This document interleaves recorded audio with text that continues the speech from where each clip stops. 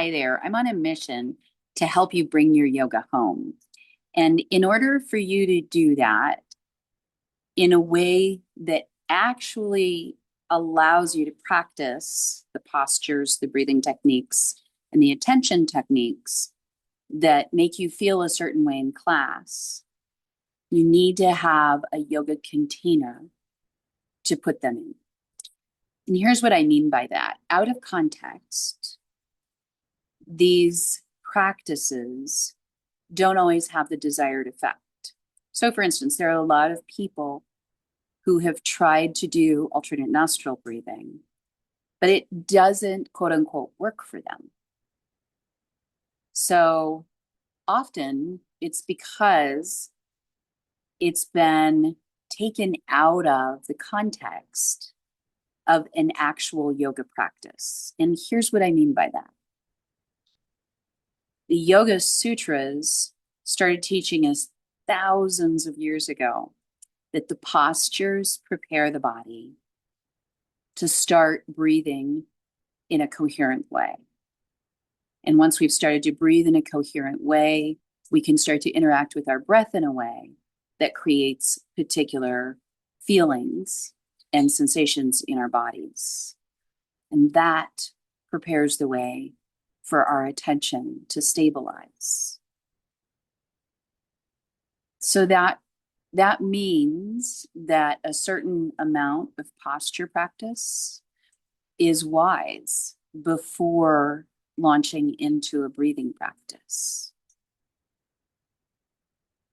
Now, when we ignore that, we may, not necessarily, but we may lose the benefit of the practices. Part of the container is that our practice, an actual yoga practice instead of a hack,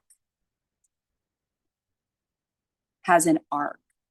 There's what some people would call a warm-up, which I tend to call a falling into our present moment experience. And the way your yoga teacher warms you up in a practice is often meant to help you start to sort of fall into yourself, fall back, right?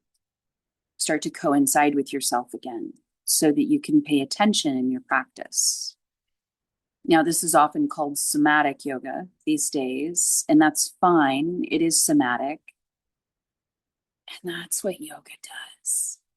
It's not yoga if you're not doing that. The arc also helps us remember that at the end, there's an integration phase, and that's called Shavasana. And then there are certain poses that are often used to prepare for Shavasana. They don't have to, but they're there because they create a soft landing. And then the arc of that practice is sort of moved by, the engine is counterpose. So the poses are balanced either by doing one side and then the other, as in a warrior pose or a tree pose, or by doing a back bend and then a forward fold, as you do in a sun salutation. Those are only two examples of counterpose, but that's the engine. That's sort of the moving energy that draws our practice along toward a Shavasana. And this is why having a practice, a 5-minute practice, a 15-minute practice, 30, whatever actually fits into your life, is so important, because it's that container in which these quote unquote tips or hacks can start to actually have the desired effect. And then, if you're in a moment of need, if something happens that throws you off center, if you have an interaction that you want to go into the bathroom and sort of find your center before you continue it, then you can take out your practice, your alternate nostril breath. And it has a foundation to connect back to, because you've been doing it in your personal yoga practice. And so the moment you bring your hand up, you're going to connect back to your personal yoga practice when you have done that before, maybe regularly for days or weeks, or even months or years eventually. And it's going to connect you to all of those experiences when you were consciously, supportedly feeling into your own experience. And then the effects are like rocket fuel.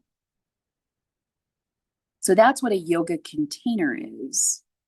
And it has to do with the arc of practice, counterposes, and regularity of practice. And that's why to bring your yoga home.